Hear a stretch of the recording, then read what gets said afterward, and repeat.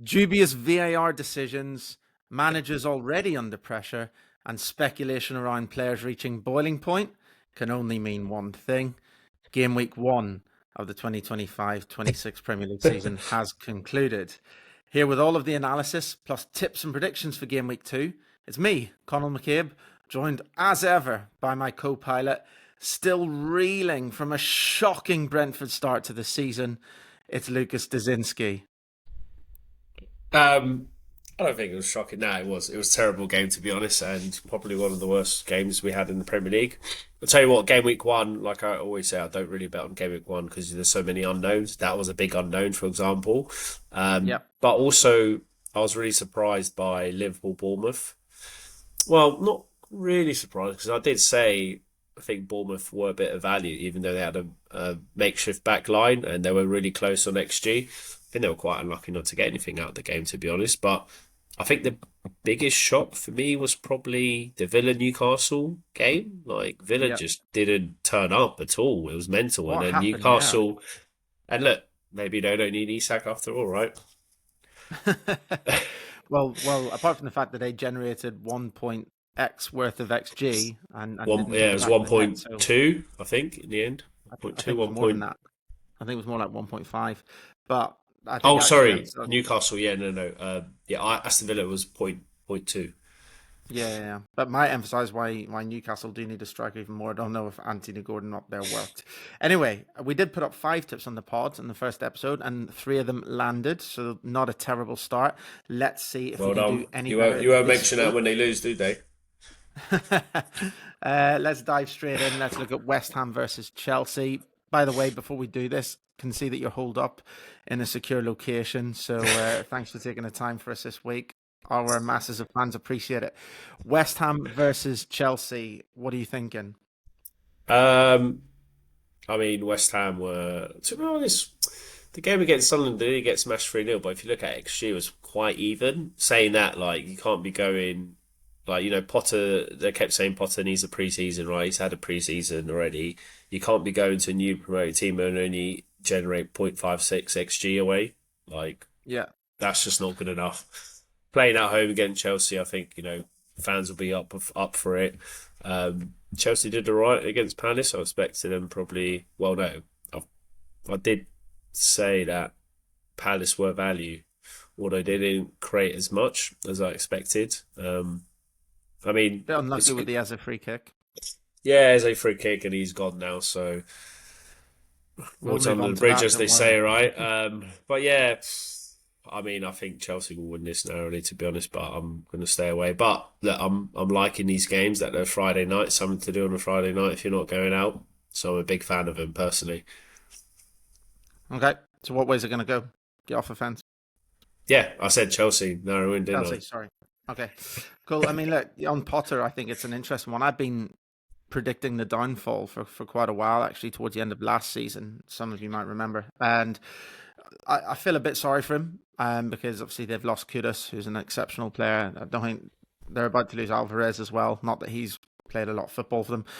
I don't think the board are really doing enough to support Potter. And there's just my feelings that No, West Ham are just very pretty unambitious and pretty happy to stay in the Premier League. And I don't think that that plays hand in hand with what Potter wants to bring. That being said, he's not making enough of an impression there. I think it's going to be a pretty dour season for West Ham. I can see Chelsea getting over the line here too, but without an official bet. Move on to Man City Tottenham. Has everybody underestimated City ahead of the season? Everyone's talking about Liverpool, Arsenal. Are we actually forgetting how successful City have been in the last 10 years in the Premier League? yeah, I mean, I did underestimate Haaland, to be honest. I don't think I didn't put him in the team. I don't think he was going to bag 2 goals and put such a good performance. But then again, they're playing Wolves, right, who lost a few key players in the summer. So um, perhaps I think this is actually a big test because look, obviously, big fan of Frank, right? He knows how to set up against good teams. He's had like a lot of good results at Brentford against big teams and Tottenham on paper a better squad. So I think this will be actually quite an interesting game.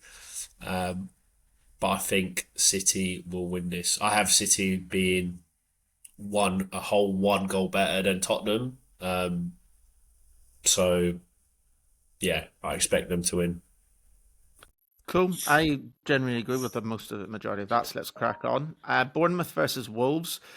I'm just wondering if teams missed a trick here by not picking up Antoine Semenyo. I thought he was absolutely brilliant at Liverpool, fantastic, and he was obviously rumored to be to have a few clubs looking at him, notably Spurs, who look like they could really, really do with him right now. Um, so yeah, I feel like that's. I mean, Bournemouth obviously have been completely depleted by their back line, but holding on to him was a major accomplishment, and of course holding on to Iraola as Window's not well. shut. Yeah, window's not shut. Window isn't shot. It's a very fair point. Wolves, I was pretty disappointed with by the game against City. And Yeah, actually, the more and more I think about it, the more I worry for them. They've lost Cunha, they've lost Nori. Their XG performance last season, you'll tell me, wasn't particularly good. It could be a long season for Wolves as well. I think Bournemouth should edge this at home, maybe 2-1, yeah, something like this. All right, moving on. We've next got Brentford versus Aston Villa. I'm going to let you big take the lead for game, obvious big reasons. game. Now, after the first game, I don't think we can get any worse than that. I think I think the game clearly showed like we need an out and out winger, and obviously Shard was injured. He only came on the second half. He's going to be starting, and we've got Otara as well, who just signed for Bournemouth, which I think. I mean, we paid a lot of money for him. I think he's going to be quite a decent player for Yeah, us. agree. So, and look, Villa against Newcastle. I mean, they were just so bad. No Konza as well injured. I think Brentford a bit of value here on the plus a quarter. So basically, if it's a draw, you get a half win. Um, Although, like I said, I'm going to stick to my principles. I'm not going to bet the first 2-3 weeks. It's just to understand how teams kind of play out, basically. Yeah, I think it's an impossible betting heat, this one. I think Brentford were a bit underwhelming against Forest, and I think Villa were awful against Newcastle. You expect both of these teams to bounce back. You don't quite know by how much. So, from a betting Yeah. perspective, I'd be leaving this well alone. If you push me for a result, I might just edge towards Villa, actually. But again, with no Oh, a little confidence. head to head then. Well, but no, with genuinely with no confidence whatsoever here. It's just my gut feeling for anyone out So, there that like does most of want your to take bets, a then swing. no confidence at Hey. all. So, just like most of your bets, no confidence at all. Hey. Well, let's move on to my next bet where there is a little bit more confidence behind it. Burnley versus Sunderland. Look, of course, there's question marks over What whether a Sunderland game! can sustain. Yeah, I know. Thriller. Although that's harsh, Sunderland did score 3 goals. They were really lucky though. 3 goals from an XG of 0.75. I mean, Yeah. And I don't think this is the question, right? Can they sustain performances and results like that? I'm not really sure that no, they can. But I still have an issue with the prices in this game. For Burnley to be a shade over even money to win this game, I just think is too short. Because you look at what Burnley have up front, and you look at what Sunderland have up front, and I just think Sunderland have got more firepower. They've got more players that on paper can hurt you than Burnley do. We talked about Burnley's performance in the Championship and how it was a massive overperformance defensively. I look at Sunderland and I think I can see some goals come from. I look at the Burnley team and I can't, and therefore I can't have Burnley at just a shade over even money to win this game. So my first official tip of the weekend is to play Sunderland, but to play them safe because I think there's a big chance that this game could be a draw as well. So to play Sunderland on the Asian handicap plus 0.25, which means that if the game ends in a draw, we get a half win. And if Sunderland wins, we get a full win. And the price of that is 1.96. I think it's worth a swing. So that's my first official tip. Moving on, Arsenal versus Leeds. Now, I mean, we've got to talk about Eze, right? Let's talk about the positive side of this transfer when it comes to Arsenal because they are the winners here. I mean, I'll ask you how big a signing it is, but I'll go first because I genuinely see this as the sign. I said it before, if it happened, I'd say it, and I'm going to say it. I see this as the signing of the window. I think Eze is an not on Buemo. unbelievable footballer. Not Hey? Buemo. Not on Buemo. Not on Buemo. And Buemo's a great signing, but I just think Eze and what he has, his center of gravity, the way he glides around the pitch, the way he takes players on, the way he brings others into play. This is a player for me that could go to the very, very, very top. I could see him in a Real Madrid team. Like that's the sort of player, that's the sort of caliber I think he is. I think he's that good. I think Arsenal is his right level, and he's going to come in there and hit the ground running. The only worry I have for him is they're probably going to station him a little bit too wide on the left, where I think in Palace he sits well as one of two number 10s. So that's my only concern. But what a player! I mean, he is a phenomenon, right? Yeah, yeah. I'm just worried about Palace. Last season, Palace made me quite a lot of money. I think they were like massively undervalued in the market, and I think they still are. But it'll be interesting to see how they plug that hole up. Yesterday they were playing against the Norwegian side in the conference. Fredrikstad. Yep. Yeah, yeah, that's the one. Roll off my tongue in it.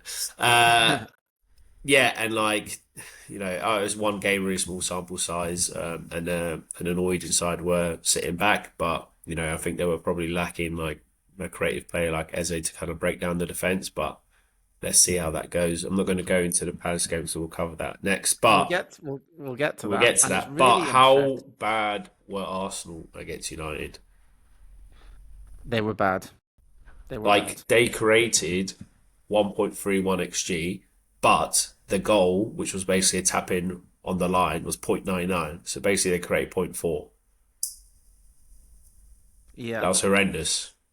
it is poor. I think a lot of that is attributed to how well United played. Yeah, But United. I yes, was actually really surprised. United played really well. Bowen had quite a few good chances.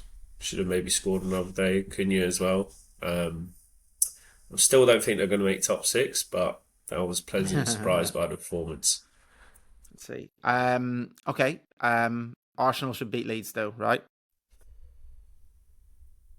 Yes, but I still think. Well, again, I'm not going to bet. But if I was going to bet, I think there's some value on Leeds plus 1.75. Cool. I mean, the only tiny thing I'd say on Leeds, I think winning against Everton was so important for them. Scuppered one of my bets in the process, but I mean, penalty that was wasn't a penalty.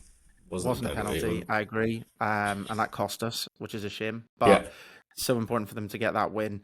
Um, Leaves us nicely on to Palace-Forest because I was going to respond to your comments on Palace. It's so yeah. interesting you say that when if only somebody at the start of the season had tipped up the fact that Eze and potentially Gehi might leave and tipped Palace to struggle this season. Oh wait, that's what I did. But in terms of this one, this is where my nap comes in for the weekend. Palace versus Forest. It's just such worrying times. I watched the game yesterday. Can agree with everything that you said there. I also watched the Glasner interviews, which is becoming Yeah, really, that was a really bit. interesting. I don't know if Eze's even in the ground. He called me up this morning to tell me he can't play. Glasner is getting so frustrated. He's called out the Palace board for not having replaced Eze earlier when it was obvious Yeah, that Eze was going to leave. Um, he's gone and worked a miracle to get them into Europe. The team's depleted. They've signed their biggest signing is a 3 million player. They've done nothing.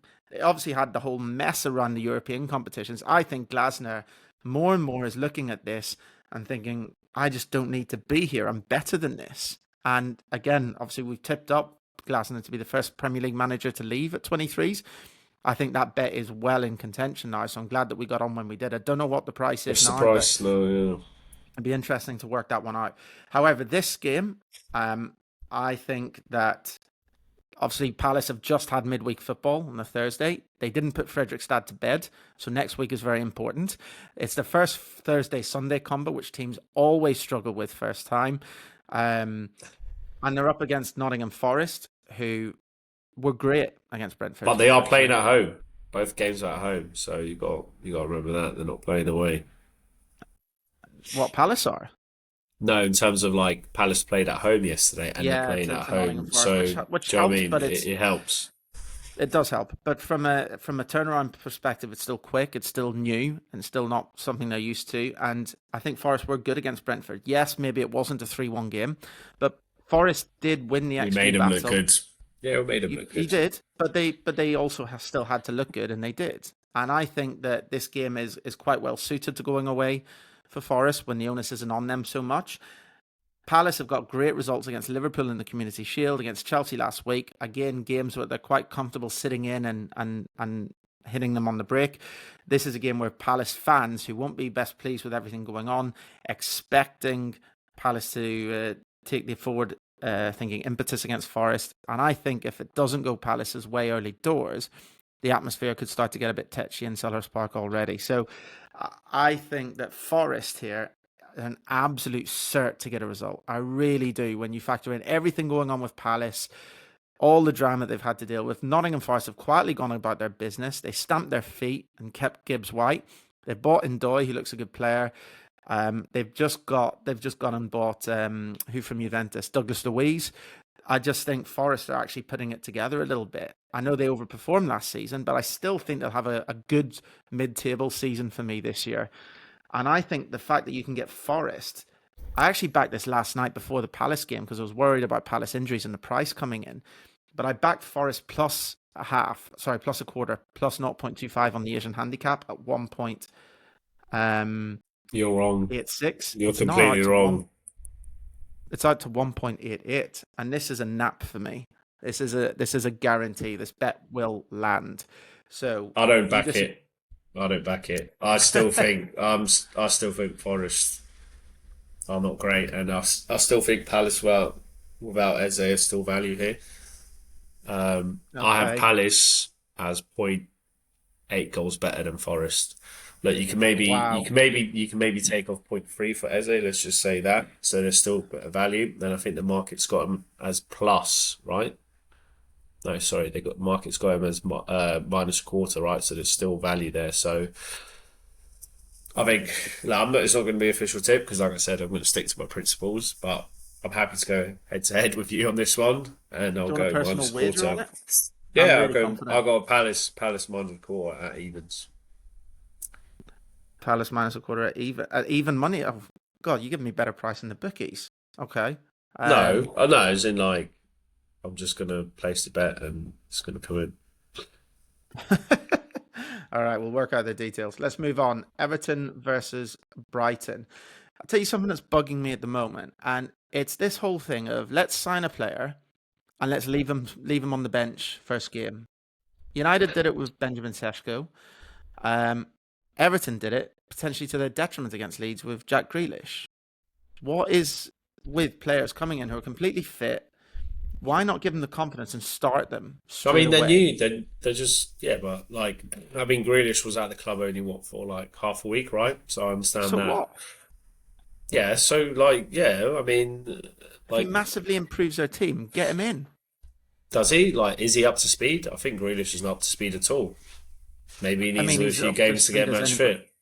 It's the first game of the season. He's been training with City just like anyone else has been training with their clubs. He hasn't been playing any games, has he? He didn't go to America for the Club World Cup, did he? He's not match fit. Okay. So that might be a little point on it. I mean, ultimately... There you go, mate. Future manager in the making, mate. There you go. It seems to happen a lot, though. Look at Shesko. Amarin said before the game, Shesko's fit. So start him then. But I don't get the leave him on the bench. Amarin's not a good manager, though, is he? Oh, I mean that's a huge shot just to chuck in there like that. This season will tell us more. But yeah, I would have started Grealish, pending his fitness, of course, and hopefully he might start. He might start this game, but I reckon there's going to be a few games until he starts. You can't just walk into the team. He's not as good as he's not, like I said, he's not match fit. He's not as good as he used to be. I think he's going to need a few games to get him going. When he came on the pitch, he didn't like. Yeah, but he had like 8 minutes or something. Like, give him a chance. Yeah. Okay. All right. Then let's move on. Everton Brighton. Who's going to win?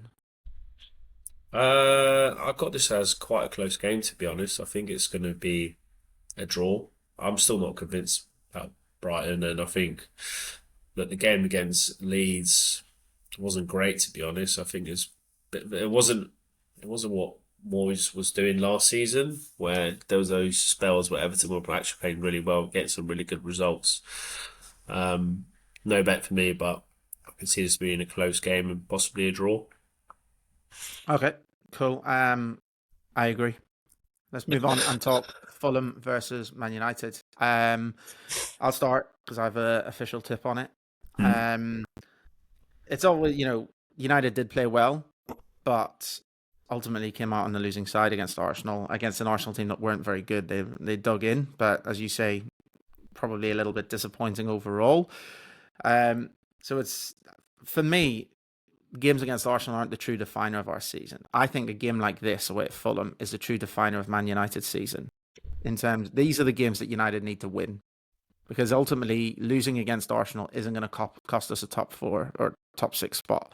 It's games against Fulham away, and the Brightons and the Brentfords of this world, where you look at Liverpool or Arsenal when they go to these teams and you expect a Liverpool or Arsenal win. United need to be going to these games against the likes of Fulham, and they need to be beating them. No disrespect to Fulham. That being said, I think United's price is very short at just above even money. And I wouldn't be touching that with a barge pole. However, I have found an angle, and it comes in the form of a player. It comes in the form of Lenny Yoro, who has fast emerging to become one of our best defenders, if not the best defender that we have in the club already. And towards the end of last season, he's showing more and more of an appetite to get forward, both at corners, at set pieces, and even just during normal, regular play, with an eye for goal. He scored in a European game last season, and as the season progressed and as he's looked more comfortable in a Man United shirt, he's getting in and around and creating more. And I really like his shots on target prices. There's not a huge amount of evidence to support it coming in. Fulham are quite tall defence as well, which worries me a little bit. But I just want to back it before the market catches up with it, because I think at the moment the prices are wrong, particularly on Bet365. So Lenny Yoro to have a shot on target against Fulham is 8-1 or 9.0 just to have a shot on target. To put that into perspective, it's 9-2 across most other bookmakers. So to be able to get 8-1 on this on 365, for me, suggests that is a very, very, very fair price. And when there's such a differential, I'm definitely going to be backing that. He's going to play 90 minutes. We obviously have sub on play on. All of these factors, I think 8-1 for him to have a shot is very good value. And I have 1 point on that, and I also want to have another point on him just to have a shot. Just to have a shot in general in the game. One swing of the leg, one nod of the head. Either one will do. And again, if you look at Betfair, he's 4-6 to have a shot on target. But at 365, he's 2-1. 3.0 just to have a shot. So what I'm suggesting here is we have 1 point on him just to have a shot, and we have a second point on him to have a shot on target. We can cut both bets in with one chance potentially here, and that results in a massive payout if it does land. So I think for your 2 points, it's worth a swing. Even if he has a shot, we wind up in profit here. So I think it's a really nice bet. We'll move on and talk. Oh, sorry. Go on. Come back at me. I think Fulham are value here. Plus a quarter. Yeah. I think plus a quarter evens a bit of value. I have him as 0.31 goals better actually than United. Obviously not gonna put the bet on, but I could see value on plus a quarter Fulham. So basically, if it's a draw, you get a half win. So all you need is a Fulham draw. Fulham draw. Okay. Okay. There you go. So a nudge in the right direction from Lucas Dazinski, if not a clear tip. Newcastle versus Liverpool is the game that we wind up with on a Monday night. I'm still a little bit concerned about the Liverpool midfield. I mean, they were so open against Bournemouth. It was true. That second Semenyo goal was a joke. Now, obviously, they still have Ryan Gravenberch come back in. And my God, he's going to be worked to the bone this year with the way that they play. But I really worry about Florian Wirtz and what he's doing to the midfield, right? Because last year you had Gravenberch, Szoboszlai, and McAllister. And of course, Szoboszlai and McAllister are more forward-thinking players. And they're not so good without the ball, but there was a nice balance to that midfield. With Wirtz coming in, I think he upsets the balance. Instead of Liverpool playing as a 4-3-3, it's almost more of a 4-2-3-1 with Wirtz playing more of a number 10 role now, which is how I see it progressing forward. And then all of a sudden, you've got Gravenberch and then one of McAllister or Szoboszlai in a 2. And ultimately, it starts to upset the entire balance of the team. Maybe that's the way that Slot wants to take it and play with basically a new formation now. I'm really not sure, but it's one to keep an eye on. But for the impact that he has defensively, Florian Wirtz really needs to have a high output in terms of goals and assists for me, in terms of justifying the new system, I guess, if you want to call it that. So I worry about that. That being said, I still think they'll go out and get Isak at some point. And I think that the Eze deal, with Arsenal making such a big statement there, I think that will put more pressure on Liverpool to go and get Isak from Newcastle. In terms of this game, if Newcastle had a fully functioning number 9, I would be quite confident in them in terms of making a very close game of this. But without a focal point, I think Anthony Gordon is not a number 9. He's trying to play number 9 because he has to, but he is not a number 9. He is an excellent wide player. And at the moment, Newcastle just don't have anything through the middle. Yeah, but don't you think he'll be quite good on the break, like he was against Villa and got Konsa sent off? With a lack of output, though, at the end of it, right? And that's the Oh, problem. he's a good finisher. Yeah.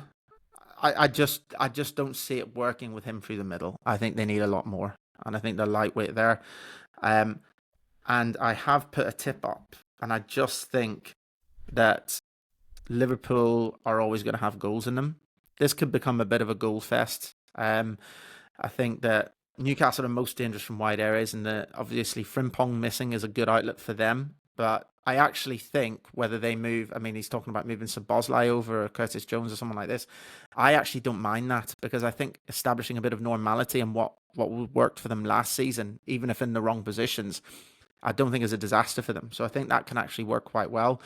And I just think that Liverpool have got more firepower when push comes to shove. And I think Liverpool are odds against. It's fair. It's fair. And I do expect Liverpool to get over the line. So Don't agree. put up another official tip, Liverpool 2.1. I think you're a bit clueless there, to be honest. Based on the Don't sugarcoat it, mate. Just say it how it is. game Yeah. week 1 observations, I think Liverpool didn't look good against Bournemouth. They did attacking wise. Newcastle looked good. Yeah, but they were wide open. Newcastle looked good. Okay, maybe Villa were terrible, but the crowd at St James Park is going to be wild. Like, they're going to be That's true. so more up for it than the usual game, right? Whereas Liverpool fans are just like, it's a normal game, right? They're going to be in uproar. I reckon the atmosphere is going to be mental. It's probably could be like game of the season already, just based Yeah. on like what's been happening the last few weeks. Yep. That's got to play a small factor, right? Yeah. And I agree. already have Newcastle as a plus a quarters value. I got Okay. them as 0.11 goals better than Liverpool playing at home. So you're getting a plus a quarter handicap. So I think there's a decent amount of value. You can get evens on that, and I think it's going to be.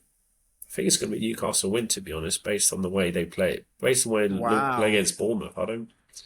Yeah, but I'm going to go plus. Well, obviously not going to bet 6-month principal, but if I was going to bet, it'll be Newcastle plus a quarter, and I'm buzzing for this game. Absolutely buzzing, Agree. It's going to be a cracker. And especially with the whole Vista thing as well. Right, that's just like it's got me even more keen. I, everything you're saying makes sense, and the atmosphere, I absolutely agree, is bang on. And I love your big shot for a Newcastle win, and that's definitely one to revisit if that happens. But and I hear what you're saying about Liverpool and as bad as they were, right? But the one thing you've got to remember, they're not blind. If we can see that we're bad, so can Slot, so can the coaching staff there, and steps will be taken Okay, to and what do improve you and reckon? shore up. Okay, and what you don't think Eddie Howe's going to have a plan and his sidekick? Of Yeah, course, they're going but to I have a think plan. Yeah, it works both ways.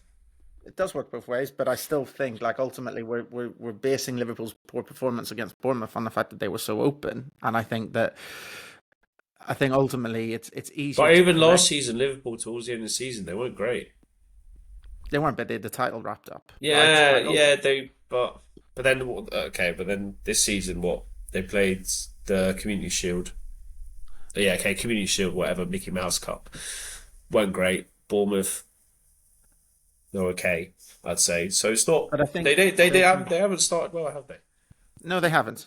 They haven't started well, and my prediction and tip is based on them continuing to, well, not continue, starting to improve and correct the current issues that they have. But I think that they can do that. In terms of you saying both sides can plan, they can, but I think it's easier to correct something than to make a counter plan against the correction. That's all I'm saying. And I think for Liverpool, as a starting point, is Gravenberch fit for this? I think he is, right? That's a massive one if he's fit. Don't care, mate.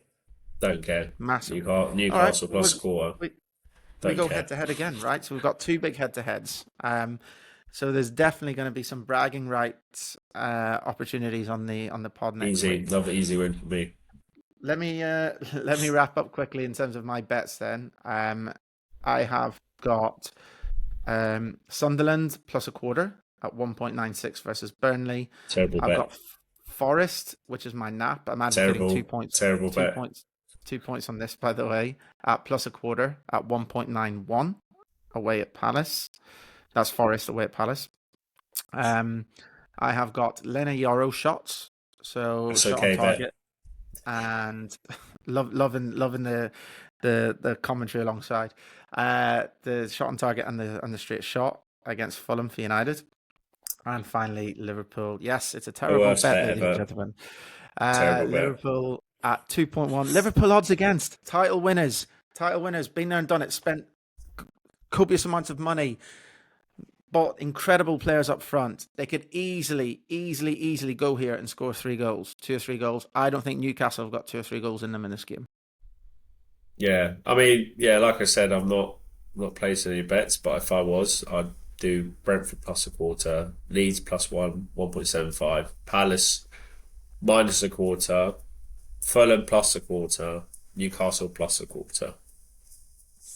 So there you have it. All the tips, the predictions. Let us know what you think. Let us know who you agree with. Definitely not you. Again, remember who won last year, Lucas, if you ever need any reminding. But let us know in the comments who you agree with. Let us know what you're betting on. You can obviously combine thoughts from the two of us as well in terms of making your own bets, of course. Remember to give us 5 stars across Spotify and Apple if you're listening. And we will see you next week. See ya.